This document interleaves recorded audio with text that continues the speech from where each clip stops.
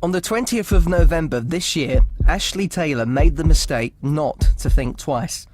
The paramedics were the first on the scene, and they began to negotiate the priority of the casualties. It was obvious that Ashley was badly injured and his victim also. This was to be the day that changed Ashley's life forever. Thousands of people are killed every year on our road, rivers and rails. Here are just some of the ways it could happen to you.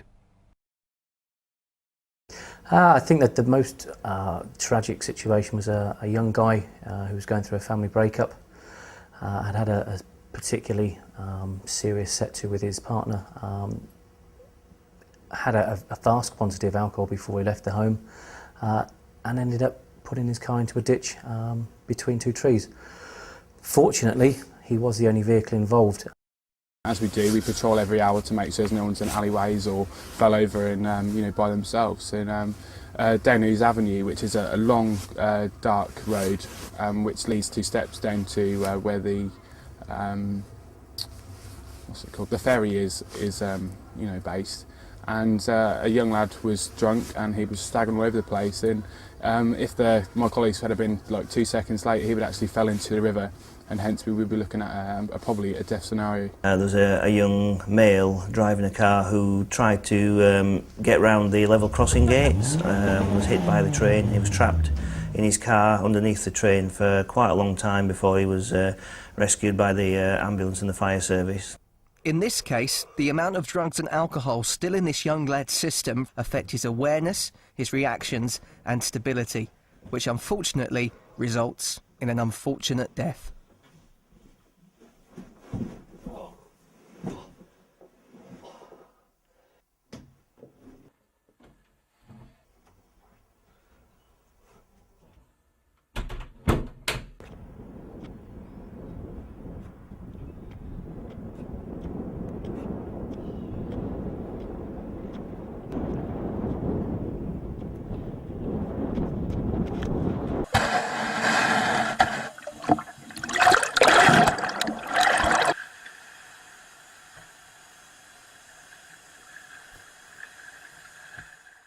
Like the first time getting in, just didn't even think about it.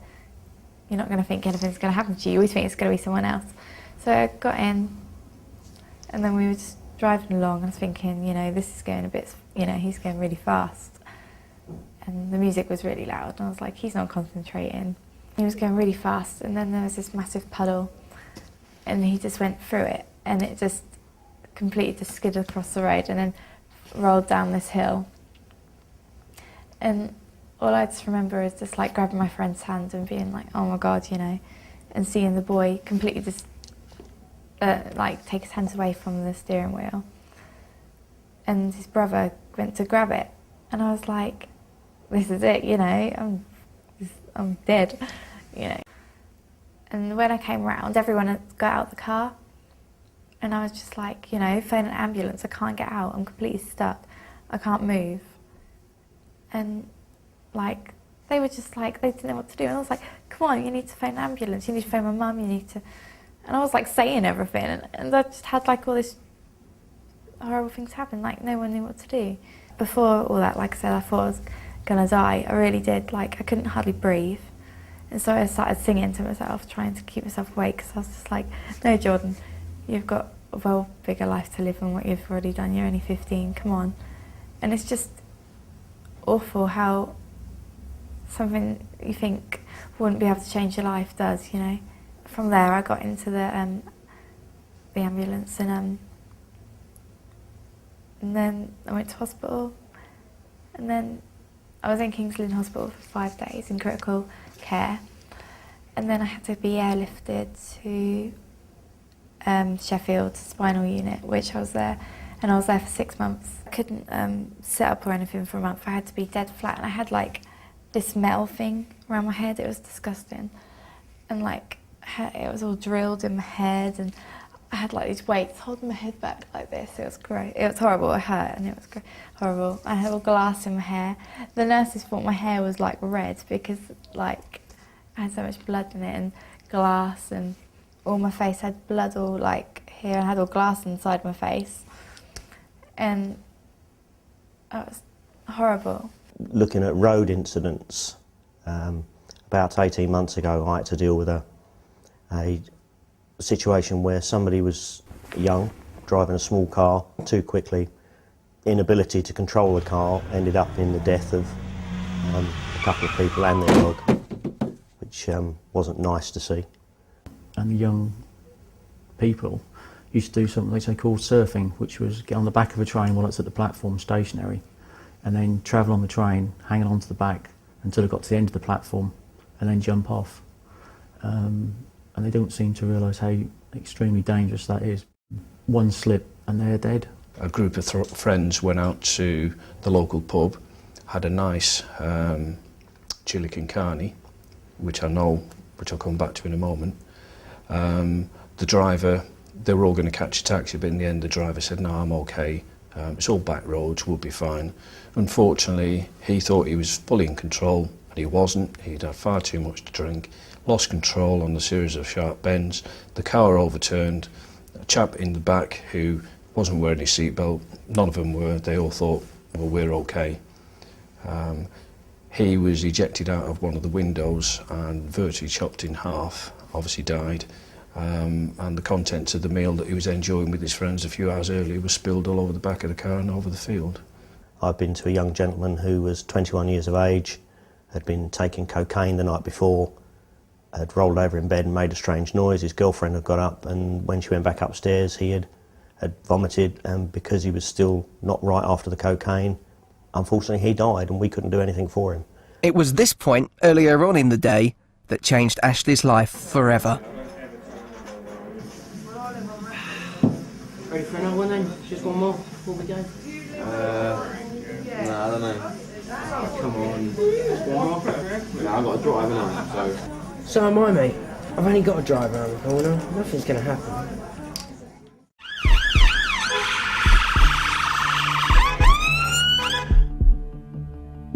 More and more emergency services arrive at the scene and time is running out.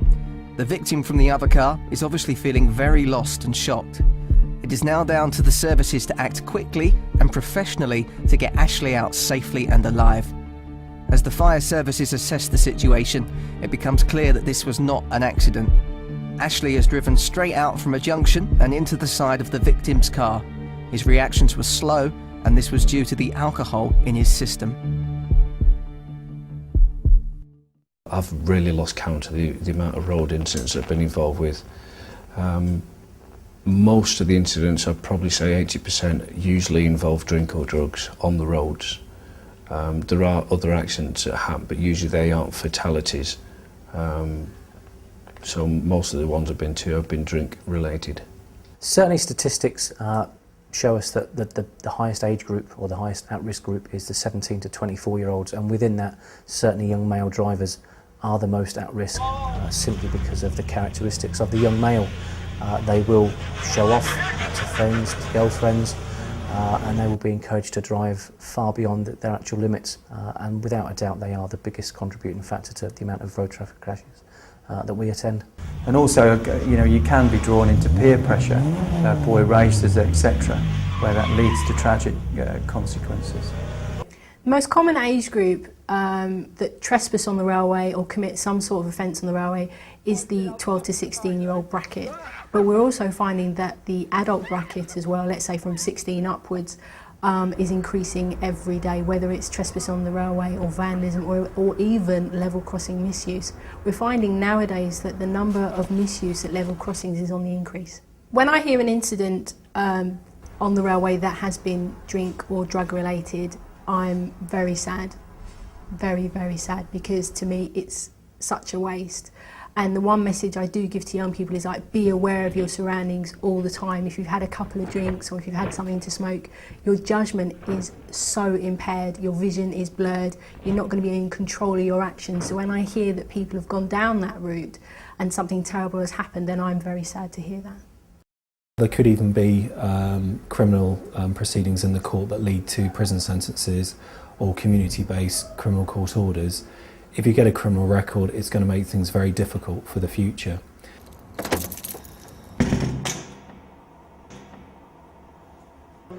Be careful about mixing prescription drugs and alcohol.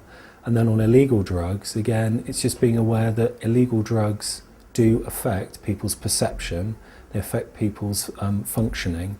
And when you're driving a car, potentially you're driving a ton of steel at 60 miles an hour. And clearly using drugs is not going to help. The force behind a full speed train really depends on the speed of the train itself. So for instance, if a high speed train is going at 125 miles per hour, we say that it takes the length of roughly 20 Premiership football pitches for that train to stop. So if a train is going at 125 miles per hour and the driver sees somebody on the track and pulls the brake, it doesn't necessarily mean that he or she is going to be able to stop in time. And if that person is struck by a train, worst case scenario, we call it the water balloon effect. So imagine filling a balloon full of water, throwing it against the wall, and that splatter is the same effect of a body being hit by a train going at that speed. A train travelling at 90 miles an hour, you have 4 seconds from the moment you hear the train to getting out of the way. And that's if you've heard the train. There are a number of measures in place already on the railway to prevent young people and adults actually getting onto the railway. For instance, fencing. There is fencing all along the infrastructure, and that is a sign to tell people that this area is very, very dangerous. This is not an area to access. We also have a number of signs, whether they're electricity signs or danger high voltage signs. And we also have penalty signs up as well to warn people if they do trespass on the railway, there is a consequence to doing that. My advice to young people and to adults as well, if you've been for a night out in Kings Lynn and thinking about taking a shortcut home across the railway, my one thing to say is don't even think about it, don't do it. The railway may be the easy option, but it's the dangerous option. One project was very specific around Kings Lynn, was to provide a place of safety within the nighttime economy of Kings Lynn, to look at supporting vulnerable people and assisting them, those that were perhaps incapable through drink or drugs, homeless people, and to be there as a sort of a fourth emergency service and a safe haven. My job role is project manager for Safe Haven. It entails management of staff, recruiting volunteers, ensuring they're CRB checked and capable to fulfil the positions that I'm asking them to take on. Guy at Chicago's, he was a 27-year-old male. He had 1 centimetre cut quite close to the main artery in your cheek, so he's quite lucky in a way. He would need about 4 to 6 stitches, so he's pretty lucky in a way, because if he got punched in the face a little bit further up, then it would have nipped his artery. He'd be a lot worse off than he is now. This project is volunteer-led, and we could not at all run this project would it not be for the volunteer. I firmly believe that you cannot dampen the heart of a volunteer. Ash Yallop, my project manager, has done an absolutely outstanding job, and I'm so proud of him and what his team have done for this project. It just goes from strength to strength, and the people of Kings Lynn now feel even safer than they are already on a Friday and Saturday night thanks to this project. It's a race against the clock as paramedics and fire crews work together to get Ashley out of his car. In order to do this, they will have to remove the roof of the car. This can sometimes be a complex procedure. The paramedics then cover Ashley to stop any further injury from the extraction. Luckily, the fire crew works well and the roof of the car is extracted with no further problems. The services now need to work together to carefully remove Ashley from the vehicle. The incident itself is only the beginning of the long and painful journey after losing someone special. This is Amy. She was killed at 19 when a speeding driver hit her car at 85 miles an hour. Here is her mum, Liz, to tell us more. And then I said, she's still alive, isn't she? And this ambulance man just came up to me and said, no, I can't lie to you. So, you just can't imagine. So by now I'm frantic, absolutely frantic to get to her. And they did actually manoeuvre the door so that I could get round and get into the car beside her. Amy was slumped across the passenger seat. So I leant in to hold her, and the passenger footwell was full of blood. And Amy was laid across, and all I could do was climb in and hold her and stroke her hair because she was still warm. To me, she was just asleep. because I was speaking to her on the phone not 20 minutes ago, but she was there. And in the end, I was dragged away. I had to go and identify my daughter's body. There wasn't a mark on her. What had happened, the car had hit her so hard from behind that she'd hit the side of her head somewhere on a doorpost somewhere, and she looked like she was asleep. Beautiful, serene, and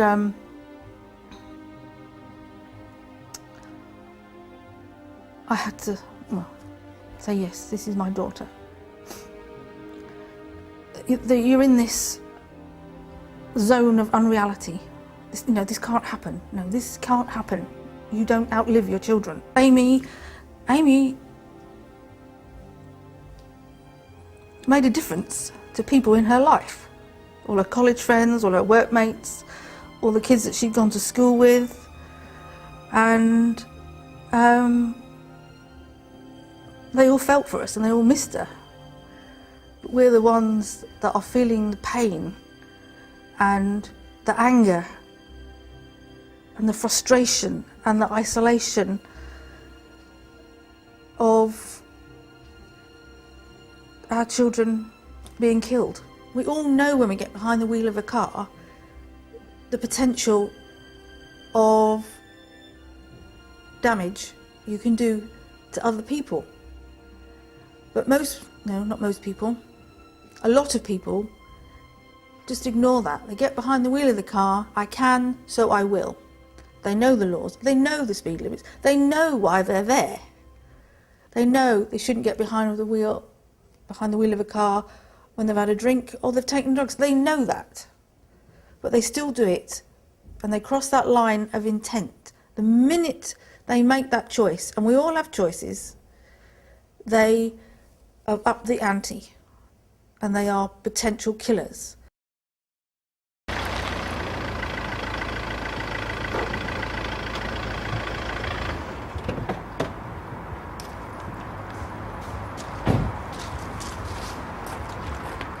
But if it's suddenly a death, as in an instant death, there's a lot of questions they need to ask you, and some of the times you haven't got those answers.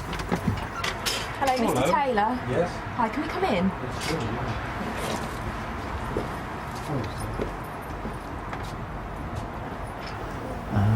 But they still expect you to know, and it can be quite traumatic for the officers who have to go and give these messages. He's been involved in a car accident and he hasn't survived. There's a sort of a ripple effect out of the people who are affected. So there's the individual, but there's their family, there's their friends, there's people that know them, there's other road users.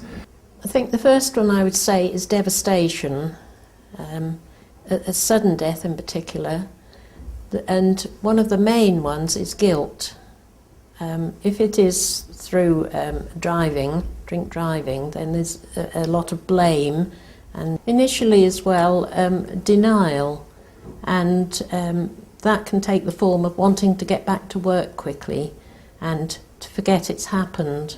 You have to go and unfortunately tell them that they've either been killed through a tragic accident or they've overdosed on drugs, etc.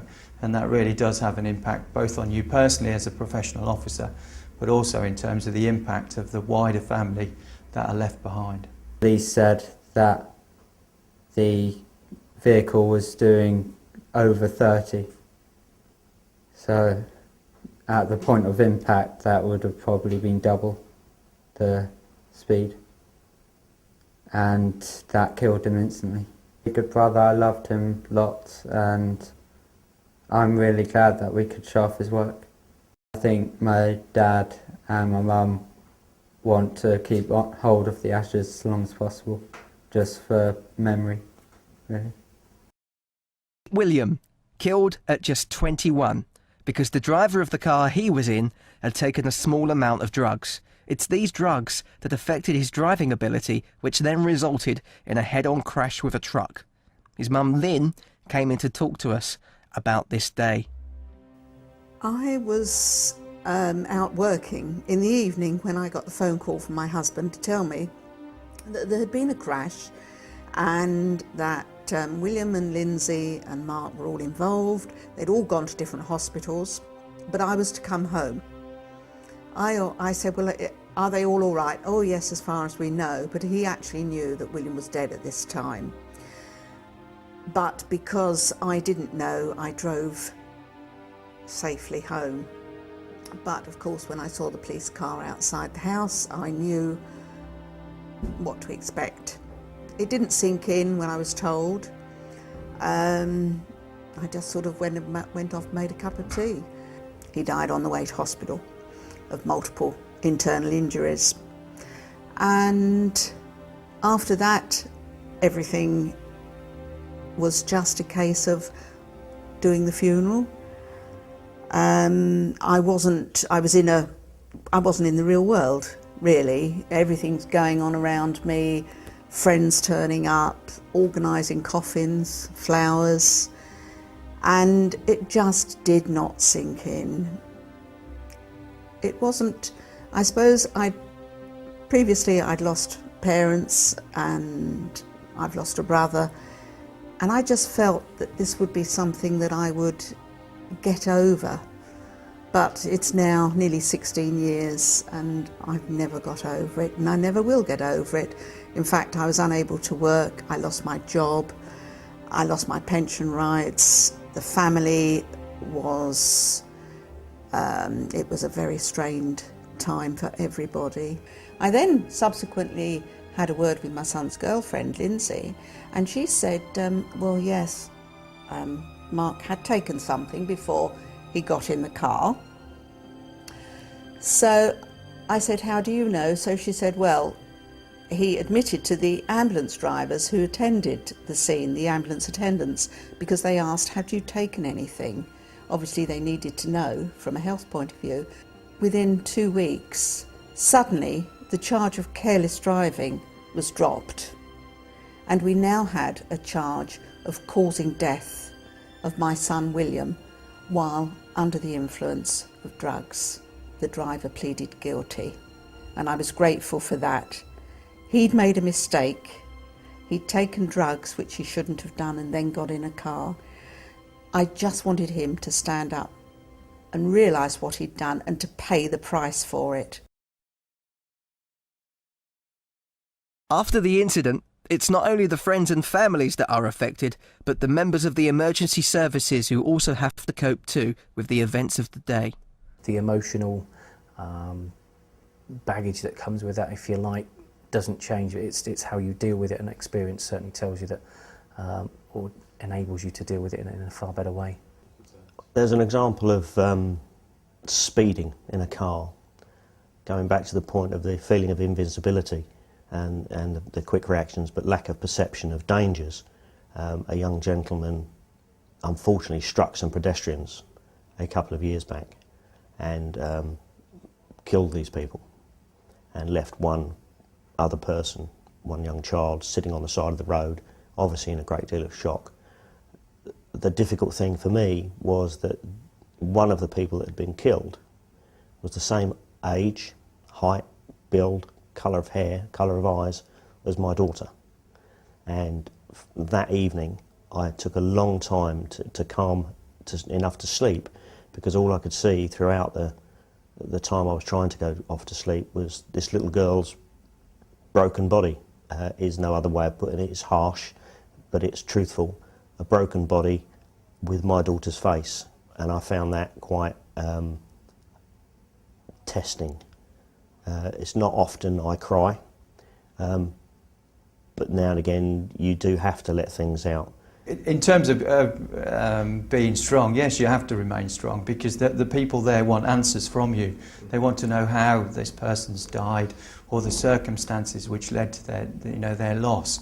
And you have to be strong in terms of being professional and explaining to them the reasons behind the person's death as far as you can. And also there's a great deal of procedures which come with that incident, such as the coroner, such as post-mortems, etc. And those people want an explanation at a certain period of time after you've delivered the news, so they can begin to understand the consequences themselves. The worst incidents I've heard that are drink and drug related are ones that involve young people. My reaction is disbelief and shock at first, I would say, yes. It can be extremely difficult. Sometimes you go home from work and you've had a really good day and you feel a bit emotionally high, and then on other days when you've had a really bad day you go home and you feel really low, and sometimes it can actually, play on your mind quite a lot. The victim of Ashley's incident is also badly injured. The ambulance treat her as best as they can. They then prepare her to be taken to the hospital. The next hour for her shall be critical, fearing she may have permanent head injuries. As she is put into the ambulance, her condition deteriorates as she begins to fall in and out of consciousness. So much injury to an innocent victim because Ashley made the mistake not to think twice.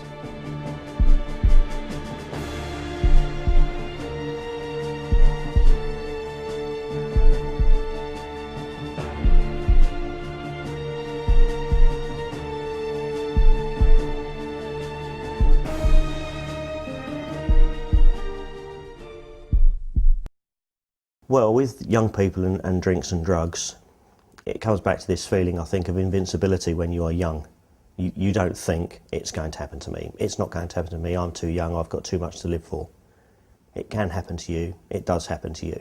So there, the key message for a driver is actually think about not only responsibility for yourself, but for other people in the car and other road users as well.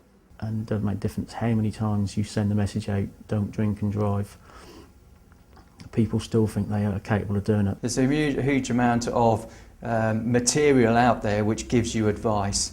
Read it and digest it and pay attention to it, because often you're most receptive when you're not drunk, when you're not under the influence, etc. And it's most important that you take that message home, that you actually understand the dangers of being involved in excessive drinking, taking drugs of any kind, or fooling about on roads or rails or near railways or near water. It does have tragic consequences. You see day to day on the media and locally in terms of people who've ended their life tragically. Your life is the most precious thing you will ever have. Don't waste it. Don't put yourself and others at risk. And to think of the bigger picture, think of all the people that are involved, your family, your friends. Friends can be really, really affected by the death of someone, and it's important that you think of them before you go drinking and driving. For everybody who gets behind the wheel of a car, the car is a killing machine. Don't break the speed limit, don't drink and drive, don't take drugs, and above all, be sensible when you're driving. The results of being insensible are horrific. Under any circumstances, whether you're drinking or taking drugs, you are totally accountable for the consequences of your action. If the guy hadn't been speeding, Amy would probably still be here today. I think people should think before they do things. Especially if people have just passed the tests and stuff, they need to realise that they're not, like I say, people aren't invincible. They can't think they can do all these things like speeding and, if like people have been drinking and they're gonna go driving, what's the point, You might as well just get someone else to drive or find another way, because you can think, oh, I'll be okay, this won't happen to me. Because everyone thinks that, like, oh, that won't happen to me. It's like there's loads of things in the world you think will never happen to you, but it's got to happen to someone, hasn't it? And I think people should just think before they do things, definitely. Because if you just do that, it could save your life. Don't let it happen to you.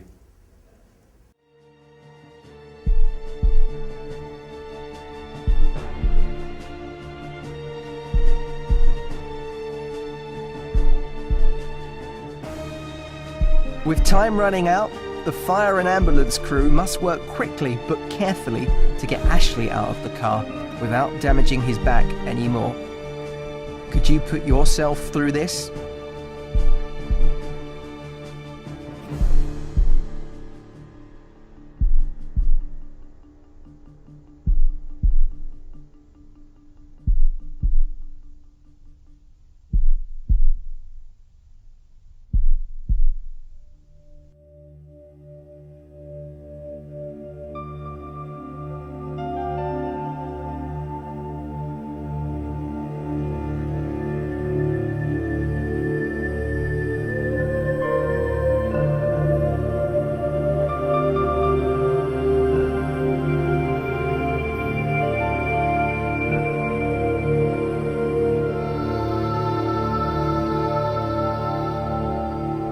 It's your choice.